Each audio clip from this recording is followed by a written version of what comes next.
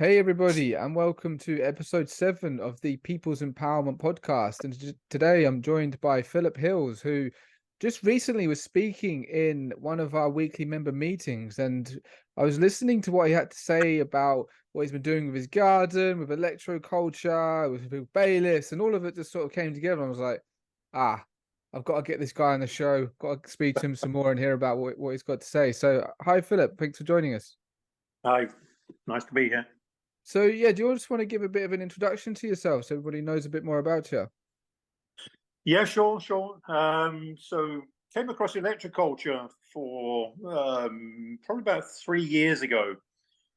We moved to our present abode December last year. So the very first thing we did was to get our electroculture antennae up, get the grid laid out in the garden, and then we went back down to Suffolk and picked our bees up. And the very first thing then was to make sure we orientated the beehives, which I'll show you all presently, exactly how we've set our grid system up. But yeah, basically, the electroculture has been around. Well, they tell you the history. Tell you probably from about 1750. A French chaplain. He Padre Nollet, and then again in 1920, another French chap, Justin Christoflew, who produced some books on electroculture. And basically, yeah, you're pulling the ether out of the air, and as we all know, that the old tech had been there for centuries, and they were using this old system of electricity to actually produce light, and again using it for electroculture. And the main reason it is all suppressed is, can you imagine being able to grow your crops, or farmers being able to grow your crops without having to use manure fertilizer? That's basically what electroculture does. You don't need it, and also gets rid of lots of pests and diseases, and also increases your productivity and your yield bigfold. So yeah, it's just mind blowing when you find this stuff out. I will point people to two people. So the person I got this all from originally is a French chap. He lives up in the Pyrenees in France. His name is Yannick Van Doon. He has a YouTube channel, and quite prolific. Probably about 2/3 of it's all in French, but he does do quite a few in English. And he's just completed a spring lecture on, I think, four lectures, all about an hour and a half each. So very enlightening to listen to that. And also is an American guy on Telegram called Cultivate and Elevate. And he, again, is very, very mindful of all the electroculture, and he has lots of different interviews with lots of different people. So yeah, great knowledge and great education out there. Really, really is phenomenal. Yeah, that's fascinating and interesting also to get into, perhaps like just wondering why this would get suppressed. And when you're speaking about how this even could be used to power light bulbs, that's fascinating, eh? And if people literally could just be self-sufficient almost in electricity, or at least get some of it from pulling it from the ether. Now that is a very, very interesting concept there. Yeah, I mean, basically, yeah, it's the same as everything in the history. The history has been changed. None of the history that we've been told really happened, or if it did happen, it happened in a different way. Yeah, you just cannot believe anything that the governments tell us anymore, unfortunately. I mean, when you see all the old tech buildings that were around during the World Fairs from the mid-1800s up until just before the First World War, and then all of a sudden they were all destroyed. You know, they said they were built within 2 years and destroyed. No, when you see these buildings, they were there for centuries before. And all that old tech. The churches, you see, every church has been built, well, probably 99% of churches built near water, and basically also utilizing the water, utilizing the ether in the air. and they were healing centres, and again, all been suppressed, and that knowledge has just been gone and lost, unfortunately. Yeah.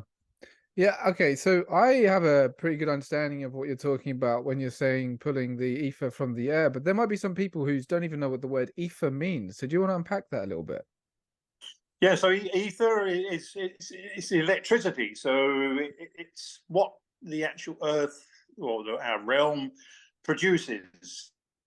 So we're using electromagnetic culture. So it's the Earth's how would I put it? So it's not just pulling electricity out of the air; it's magnetism as well, because the air is magnetized, and which I didn't touch on actually, which was a bit naughty of me.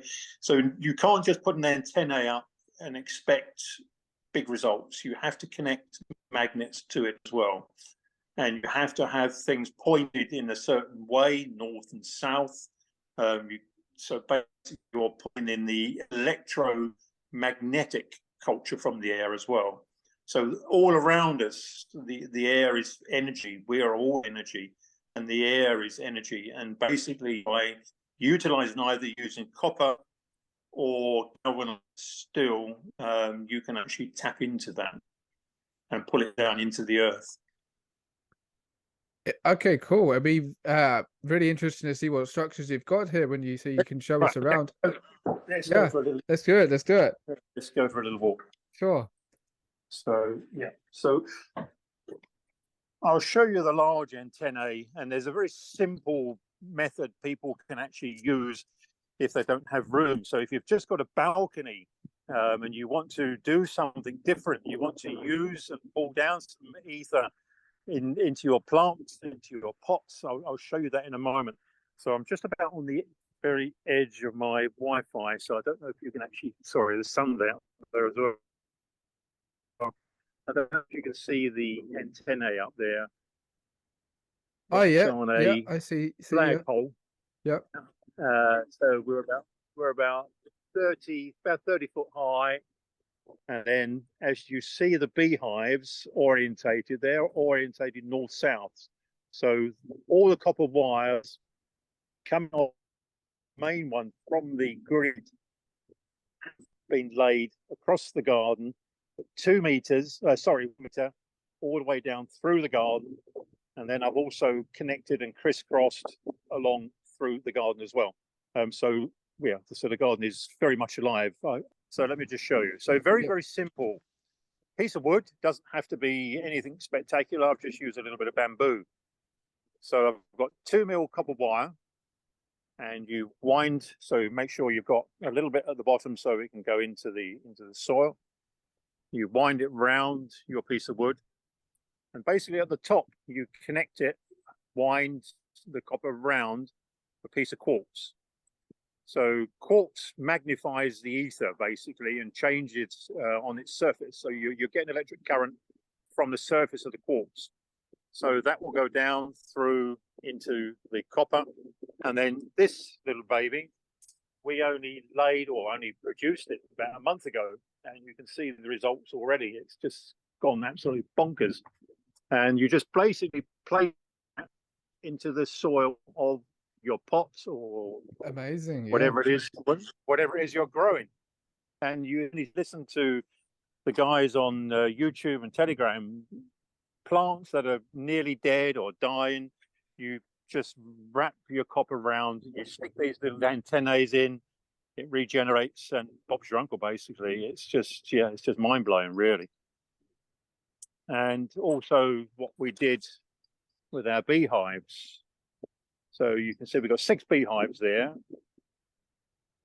and orientated north-south. Yes, and the magnets attached back and on the front. We have a copper strip on the entrance of each. Now, honey production has been absolutely bonkers this year. We started with the electroculture last year back in Suffolk on our beehives. And from the 6 hives, we only produced about £200 of honey. Now, we took our first crop of honey off here less than 5 weeks ago, and we've already produced 175 pounds. I looked at the hives yesterday, as I do every Sunday, and I've got to take off another load of honey tomorrow, and I suspect there's about another 75 pounds there. Yannick Van Doon is a beekeeper, the French chap, and he introduced me to doing this for the beehives. And he says honey production can go up by anything up to 80%. And we're certainly on for at least that, if not more. The reason the copper strips in front of the hive as well, copper being very antiseptic, antibacterial, it helps decrease the amount of disease that the bees could possibly pick up. Orientating the hives through north-south with the magnets. So again, you're same with the magnet on. You probably couldn't see at the top of the antennae. I'll take a little video. There's a magnet right on the very top, and that's orientated. So the antenna is orientated north-south. So again, you're using and utilizing the electromagnetic culture in the air. That also increases the bee's life by up to 50 to 60%. The bees are very calm, which is very good. Yeah, man. You know, I'm just sitting here being blown away by all of this. This is pretty groundbreaking, man. So what would you think is the reason why their lifespans actually increased? Is that right? yes. Basically, you're utilizing the Earth's electromagnetism. So that magnetism, using the magnets on the hive, but also it wouldn't happen if you didn't have the hives orientated north-south. So you've got to capture that you've got to capture that magnetism in the air as well. Okay. And yeah, they have been absolutely prolific since we moved here. Probably, I would say, at least 30 to 40% more than when we were in Suffolk last year. And I actually spoke to Yannick Van Doon probably about 3 or 4 weeks ago, and I was said, you know, I can only say that everything you're saying is just absolutely phenomenal, and I gave him such a good review and blah blah blah. And he came back to me and he said, Phil, he said, yeah, I've been doing this for about 10 years, and he speaks to lots of farmers in and around the Pyrenees, and they're all doing exactly the same. The sad thing is, I was on a Zoom meeting with the local beekeepers here in Lincolnshire about 6 weeks ago, and they had a lady there from British Beekeeping Association, and I was telling her all about this, and she wasn't the slightest interested. I've never heard of this. I can't believe it works. Blah blah blah, and that was the end of it. You know, so. But you know, that's what happens, isn't it? You know. Unfortunately, yeah. If it's for some people, it's just beyond their comprehensions. They can't even entertain it, which is quite a shame, really. At least for me, I've had an extensive background with qigong, Brilliant. Yes. Yeah, I've read books and I've practiced, and I'm kind of doing what these antennas are doing. So, they speak about how they did experiments where they're putting energy into plants and basically the same thing that you're talking about with the antenna, but using. So I understand all of this. It's just absolutely amazing, because this is a lot more efficient. You just put an antenna in the ground and leave it. Yeah, and leave it, and you know, the strange thing is, I mean, we had this system in Suffolk last year, and we grew our cabbages as we do normally, and the amount of the cabbage white butterflies that lay their blessed eggs. But since we've been here, because the cabbages are so close to the antennae here, I've not, touch wood, not actually had one at all, nothing at all. The other nice thing is that when you've got copper going through the ground, you don't get any slugs, so you don't get all those problems when you're growing your vegetables. Also, your vegetable yield. I mean, I've got a photograph of a different guy in France. He's well into this, big time. He picked a cabbage, and no word of a lie, he could hardly pick it up. It was that big. Okay. Yeah. So It's fantastic when you find this out, and it's so simple to do. This is the thing. The important thing is if you put your antennae up and you didn't put any grid system in, you would still pull down the ether. So if I've got a 40-foot flagpole with my antennae on the top, the amount of coverage is roughly 40 to 50 feet from that antennae without any grid system. So, you know, if you didn't want to go down that line and all that effort, just stick your flagpole up, stick your antennae on the top, connect your copper wire all the way down, and just poke it in the ground. That will work. But again, obviously, you know, you're limited to however high you go up.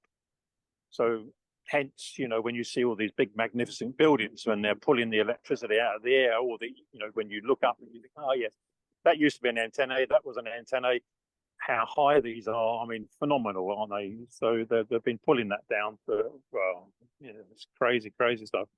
Yeah, because I've noticed in all around the world, a lot of big cities will have a very big pointy building, and I'm wondering if that's like, Yeah. does that like uh potentially take the energy away to be used elsewhere, or if they're not using it, or I wondered about that. That's interesting. Yeah. I mean, obviously they'll be using the energy to light up the building in the first instance. Yeah. Yeah. I mean, it's just phenomenal when you start all these things out. And so many of the old buildings.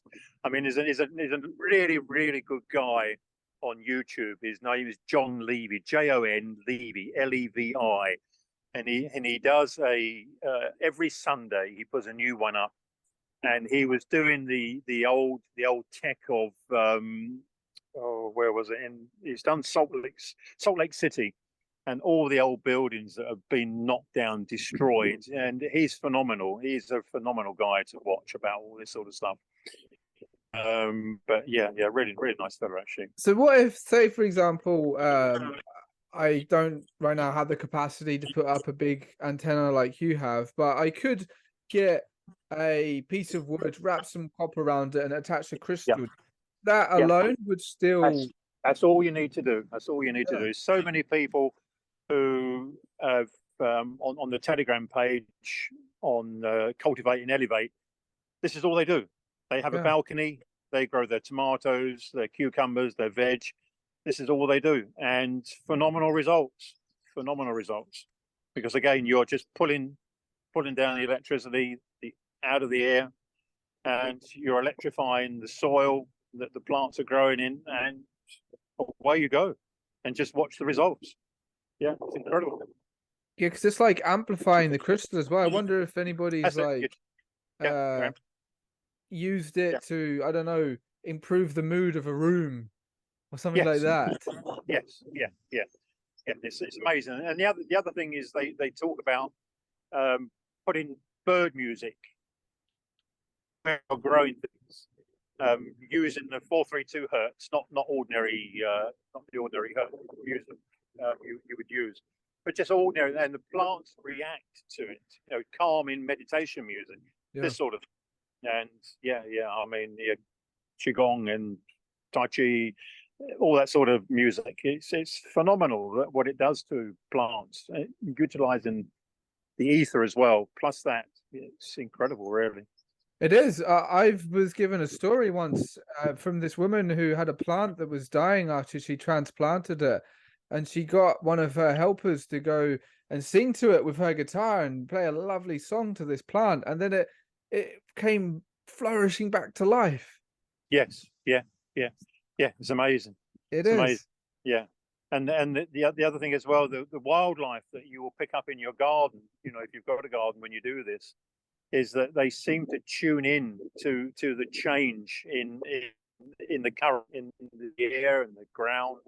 The wildlife we get in this garden is just absolutely phenomenal. The birds, the stuff they go through, we're constantly filling up the bird tables and the bird feeders. It's I mean, they go through it, and it's like a menagerie here. We have pheasants that come crossing the garden every morning, ducks, geese, swans, all sorts of things. It's just something crazy. It's quite revolutionary, man, really. And so, okay, we've covered a few things here. We've covered how it's helped your flower plant behind you. You've got the copper wire grid. You've got the bees aligned with magnets. Is there anything more that you're doing with all of this that you haven't covered yet? I don't think so, to be honest with you. No, I think that's probably. Oh, no, yeah. Sorry, yes, I haven't done, but it's on this to do. Now, when you listen, you don't listen. When you read Justin Christoffel, 1920, I've actually got one of the old books. It's 1900. He was actually magnetizing and pulling down the ether again into a. If you wanted to use a compost, they say you don't need to, but if you wanted to, he was actually using magnetized compost for lots of his farm fields. So basically, all you would need to do is again divert one of your copper wires through your compost heap, or just carry on you compost as you would normally. But obviously, then you're electrifying the compost. But I've not actually gone down that line as at the moment. The other interesting thing I've done, I'm just going to take it right to the edge of my Wi-Fi. So I've got some water bucks there. And what I've actually done, I've connected my copper wires going down into the water. So we're actually using a little bit more of a, because you know the rain that comes out of the sky is pretty awful stuff. So we're actually using a little bit more, putting a bit of energy into the water, basically.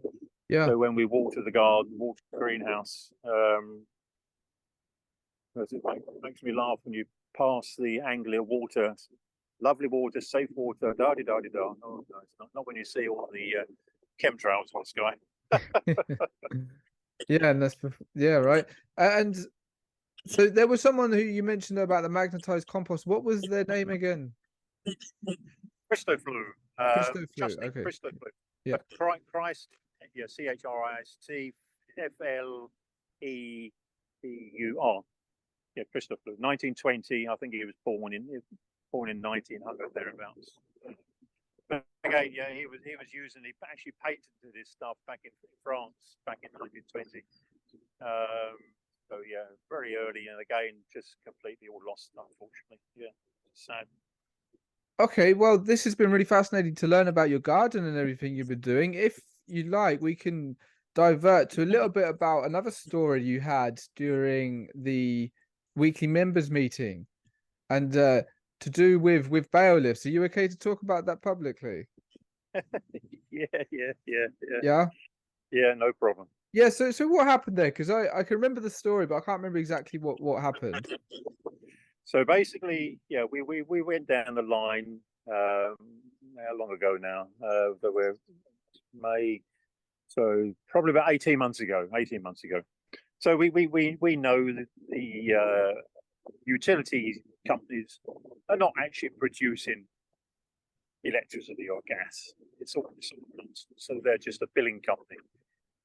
So having taken advice from several people, we thought, you know, we'll deregister with them, tell them we're not paying, which we did, and then you obviously get the usual rubbish through the door. But I said, look, you know, we're not even, you know, we're not even got a contract with you anymore. So you know, why are you still? I had the meters changed, gas and electric meters changed. So you know, privately. But anyway, cut long story short, swine has turned up on the doors with unbelievably six police cars.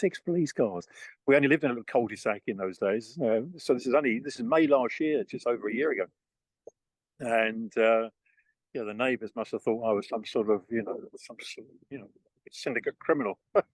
But anyway, yeah. So you went down and these guys turned up. We're going to force entry, etc., etc. No, you cannot force entry. And very fortunately, I got a very good friend who was a barrister. We knew this was going to happen which we were notified. So he paid me a visit. And this big burly sergeant, the bailiff at the door as well, plus the Eon guys behind him, plus the locksmith. And this barrister just told him, you know, we don't have a contract. I want to see the warrant that you have. The guy wasn't going to show him, but the sergeant said, I've seen it, show it, gentlemen. And it was issued in Nottingham. So he closed the door for a few seconds, and he came in and said, right, it's just a quick search. We know it's false. Nottingham Magistrates Court have been closed for 6 weeks because of the fire. So actually just proving the fact that the warrant was false in the first place. We all know that was false anyway, but that was, you know, just absolute proof, icing on the cake.